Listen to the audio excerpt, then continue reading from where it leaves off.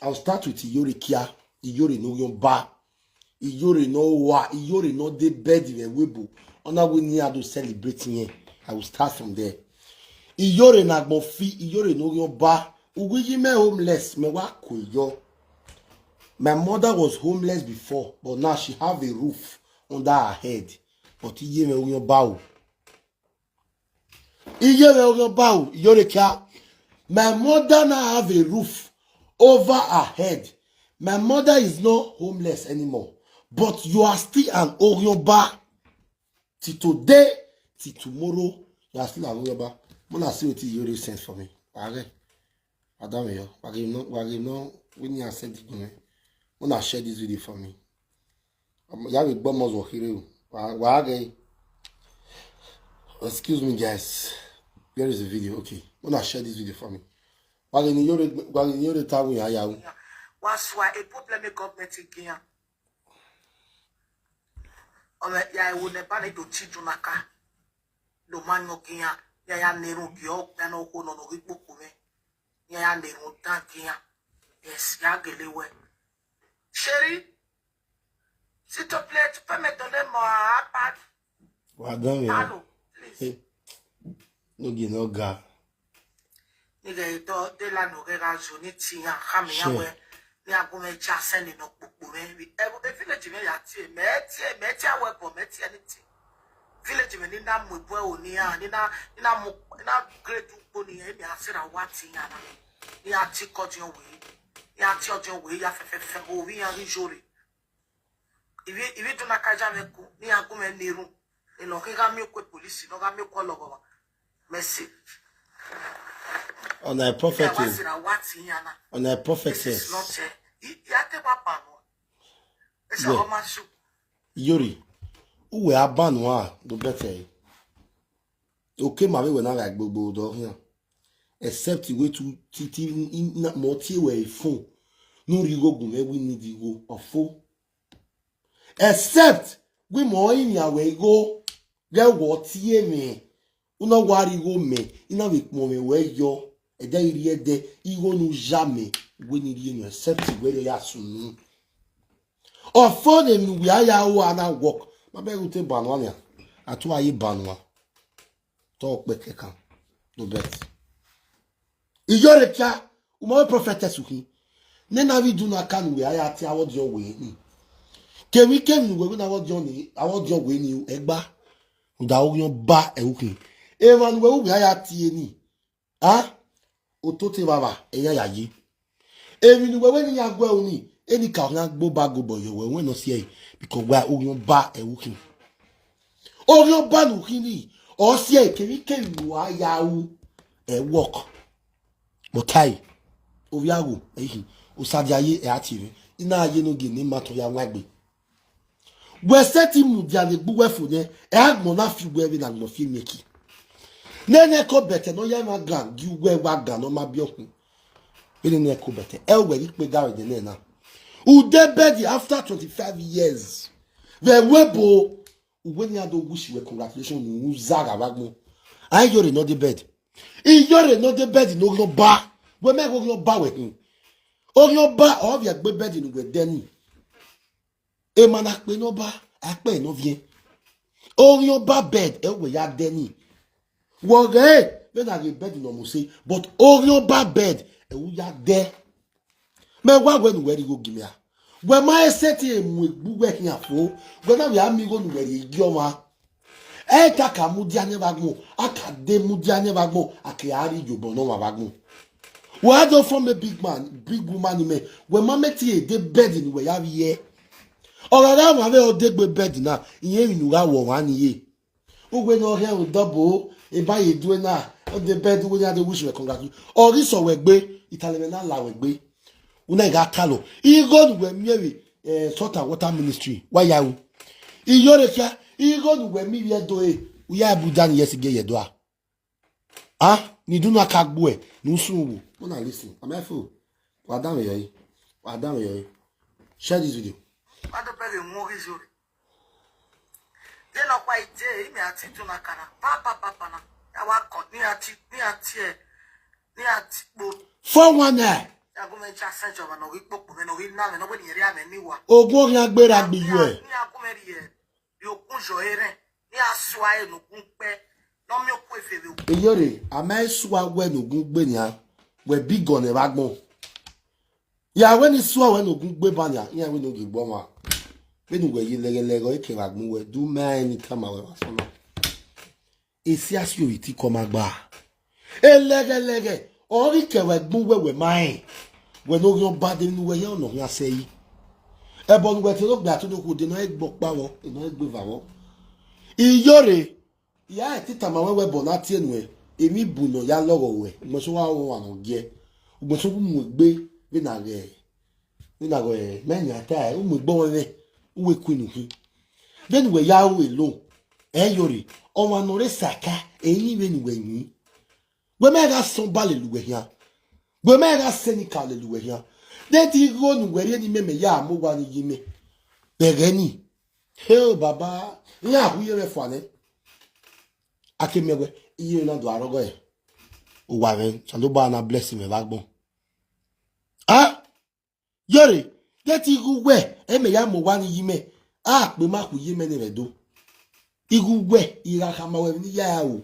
Then ya tama we ni yo we igbusi an wo we dere o iya mama o ri me go yan ba ugbe mu ri wari go gun me ige le re period ni di go o le ne mata e na mi ewe but I know I na ye to nu won wa o ya me no ya me ni emi ni yi go ni ya o maka we me ga de ri we ye ina ri ni yi me ya ri ni yi me ba o ya ya mu wa ko na gun fi when agbo fi when wa we ti do naka bo we ti do naka ni ya seti we ni mi no da we bo ni ya no ni do naka we ni we na ya ti do naka ni ya so awa no gugbe ni ma no so awa no gugbe ni o ze yan ma na so awe e mi no da we bo ni awe nu we na gbo ya do gugbe gogo Iyore kia nu sun wagmo a prophetess no wa Iyore no de bedi a prophetess na no wa in fact Owa akama megwe Iyore ga de bed or do go yo iwo re no. If person tell me say Iyore not the bed, eye ga tie we Iyore not the bed. Iyore not the bed, owa akama megwe Iyore ga de bed or ga go yo. Or even you na we live video day and night. Oh, yes oga mi wa. E ba we live bo. Emi ne idare ma o. E we ido awuna. Beti idare no do. E bed keka na ya vie. Even Iyore na we live TikTok. If you na tagbe owe, if you na new, if you na wia, if you na me period, don't that the woman of issue of blood. Where we prophet igwa, agmo fiwe, even when neruyi, in your executive bed, when on neru no ma, do the bed in Nuga Avia Yuri, Gumela, the only come with Pisha be wine. Please guys, share this video. Everyone neki togo mozwo. Share this video for me, guys. Thumbs up. Iyore the bed in Nuweka Avia. Nugbe wagmo. Umati dunaka. Ni awen when the bed no guyana no here no yade when not back but when my prophetess were he was man name in the bed emergency bed Iyore not the bed in Ihuemu after 25 years in Europe who were celebrating bed umada di moto umada bie o amari passport inu e o wa celebrating bed who were yetagu yime homeless eye ve homeless o mama so gwe no yoba yime no homeless o mama so gwe no yoba so ba na yime be gbe bed na do yoba Uyo ba fu don zo la betu ni yimi aya be bed na ye wa mase no da atonyo pa o masa fian wuri elmila o we fian wu na ye mila we ada ta me yi me seti be bed sa do ba ni ye me be gbe bed na no yo ba o Iyore doge bu vie waga video na me share this video thumbs up this video for me give me love and like waga thumbs up this video waga me share this video Iyore ki adoge bu vie no sun wu wagmo ni ve ana la we gbe re o ri se fe yo egbe nne ko yi no o ri se gbe ka kwe pa na video ya fi pe gede ya de gbodo blog ya e to z mi ki na aje werewe orion bagmo orion ba yin e ukin bu yedo u ga mo egbe na ibi eseku u ga mu pon ya o u we ga mu pon ya o you no bring yourself wa we ma wu wo e lolo amigwe wa rari palace nya wa rari palace no sun wagmo I'll still play the video. I don't know say this woman not the verse for me. Ya will play video but no one ya tag where me no fit beg the pass social media president. May pay follow the road to make sure say they call her for palace, they do everything what they supposed to do. Monty where okay power here. Abu we bole pa. Want to bolo my godfather ugon gbera uzaga Iyore. Iyore no yoba. Now ya biwe awa muwe hariawe masi. Don't me you tell me say media na me hu yoba. Ya la do work free of charge. Ya. Iri ya ya se do. E ke no ri ko me here la uda ima so te gwe. Ma fi pe ge gwe. Gwe ba wata gwe redo. Iyore kia weba watawu weredo no usungu wagmo wala social media udo ajogie ogiozuo ogiomeme udo agiogiozuo ogiomeme o wa no beg we ma dey okay. Iyore no wa Iyore no dey bed. Iyore no dey bed no yo ba o wa no beg we ma dey okay. O wa no wa we va be ni manager. Yes. O we ma dey okay. O we ba wa we ni we oni. I will not you mommy. You might blame me agbe. You are go wag mohi. About we invest in agbe. The dem money. When I get money, you be soon there is some marry. You will some mak bani. E mutari neve. When we ye laugh for we. It's some man or rock bani. Mutak bari kewo. It's no life where you live. A dem money who where ye. We are living. We are living. You bedi. We get do here. Who ye see? Do ya the bed na do over boy your game in a domina. De bed ni ave ni ka ogwerie we to de bed we ma ye ni ka ogwerie bed ni we ma wo ba bag mo wo ba yin okay do ma ni de gbe ji weri igo no ri me ma ya mo wa ye me ewi ni ya o ya itama we be zo ma we la zenyo wa gbe wa gbe wa bo lawe gbo ma gbon we hin o ma gbon we hin wo gun you prophetess you tell me no sebo what's the woman at your bo? In gun swa we no ya gbugwe no anati dunaka. My prophetess we even ladian we bedi we even ladian e kanya wa atota nya na mommy. O kanya wa atota nya na hin. Wa gbe wa gmo. O no bless mama so we no yomba. O no bless na hu wa. A mi wa we ri eyedo. But we no yomba. We orin oba togasu we dene weruwa orin oba togasu we dene weruwa orin oba togasu we dene weruwa orin oba togasu ugbe ya mu gbelele we ya we man we je eyi me a make le lawe do ni okan ye ya a make ni je la we do ni agwa le ya orin oba ima so tegwe alo ba ne gun so tegwe alo ba ne gun me fi pe gegwe the nigga got low, you do we no you video. When you wife me, you do your one. When I go la video, in fact, when I give me the la video, when you need to move and war, you are to tell me fast away. Tomorrow I will come on live video. Daniel Lagendo, you do ya tell me nigga. When no wa, one day go to a video, ya New York in your bar. And you're not the bed in the Wemu. After 25 years in Europe, where they bed, walk my yard in the bed. You are the motto. Yeah, when we yourself, we are the motor not celebrated. It tell you know, we after 25 years, what do the motor we will? I might we bed na ya here. If I say go better, ya go you ya to boy you without matter. I don't know my get to go matter ma. We are na a bed in the weather na a nika bed there. A mumu Constance no ro agu. A video na we post mumu Constance. Ni me ya gbe Iyore na we post wa ni Iyore tama owu ye riseti lado you no right love you no ya so wa gbe wa gmo when you were pass through so no one go me pass through you were pass through oglo ba we hi e ma no re we bo pale we wo se oglo ba e ma no tu we mama na when ya mu we are do no ba yi ya ga isedo ya are ring road ya le we snap away when ya ya we wa gbe wa gmo we ri ta to gbo e ri ta ma ma so we Erita educated this way, almost say way. When on with Boveme, and then work your bar, and then you work your bar, and then you work your bar, and then you yafen your bar. Once you see a bid, I am more Mawagmoe. Yago Woni, no more arite, no ya we ya tie bo vitere re ni ire yowo ko uru nigbe ma se ti o ko ne wa gbon comment section me uwo sayo ko ni uru iyore na mo fi ogun ogbo where ti we me ro pa I love you now time physically spiritually you can't do me nothing but no mu level umayawo sesu na ya bu mu ibo o ye bo we awo mu ave nu mu ibo o na bo se yan ti pon we yo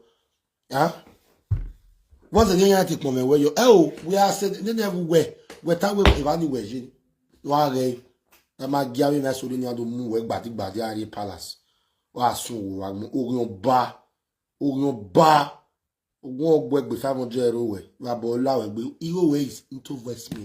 I can never give you your money because they to time ave where Enogie igo ni no na wa ameri gunwe eje nu tan yari ni di me iyo wa ni ati baba no ri wo ni gunwe iyen wa ifasi we so lo ba bless ni ati we iko na hin mama la yari ni o re gbe de lori no imi ya momo re gi we as far wo ji wo ni me ohonu ya ta lo maso nu ya ta lo ma ni ka nu ya ta lo ma eze nu ya ta lo ma every place at all my dear we no gbere boot we can we furnish your bed wa sun ni gere we Iyore ki agagmo we we no see any love here we get something in life too we no see any love here we get something in life too èmi lọ́jọ́ ìwẹ̀yàwó ọdún mẹ́rin ogún bẹ̀rẹ̀ mo ní fi ẹbọ láti àní bóògù lónìí ẹbọ èdè wọn pàwé ní gẹ́gẹ́ lájọ wé ní lísì pa wọ́n sì ẹ̀nà náà tọ́jú ní náà fi ẹ̀yọ wíìgì sẹ́tìrì làbọ̀ ní ọ̀fọ̀ ní èdè à. mi lọ sí ẹ̀yìn náà fi ẹgbẹ́ wíìgì sẹ́tìrì lájọ mi lọ sí ẹ̀yìn náà fi ẹ̀. Something like that.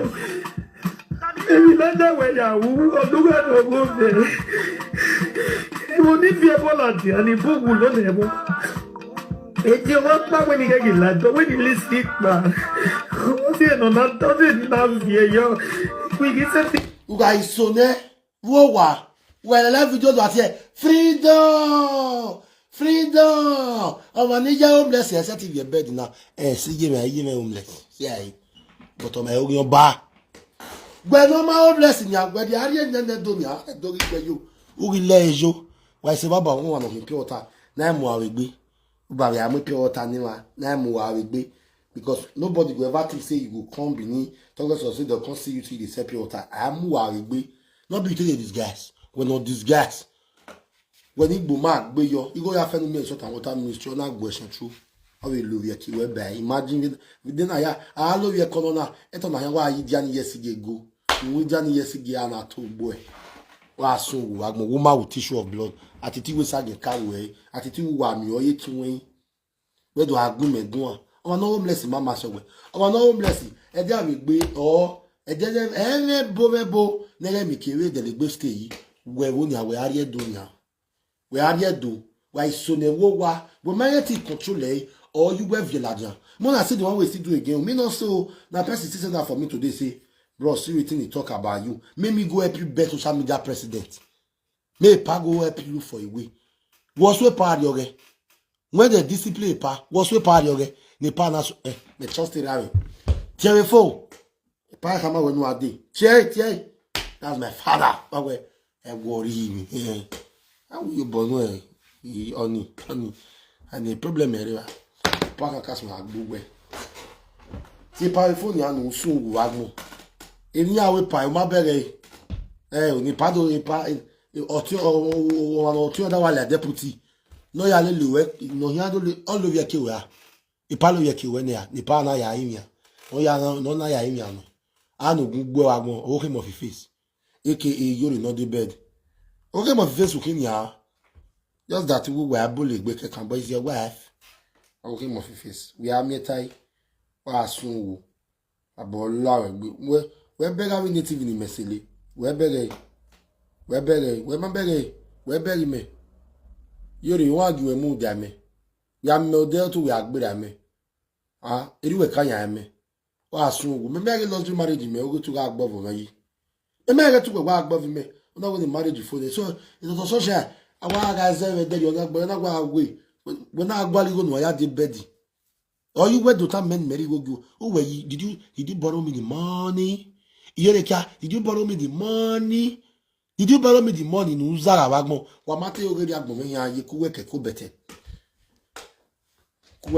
ono gwa lo de ni social media na wa aka de ono gwa lo wu wa aka wu ono gi gwa lo we miare wa aka hu wi wa hu enya ne mo hu ya ri wa do agiwa ono gi zi o dada me kime ke mo ka me wa hia yu wa hie in no sunu de do sa ba spit na wa miwe wa ma Enogie ma twa gi wa na me nwe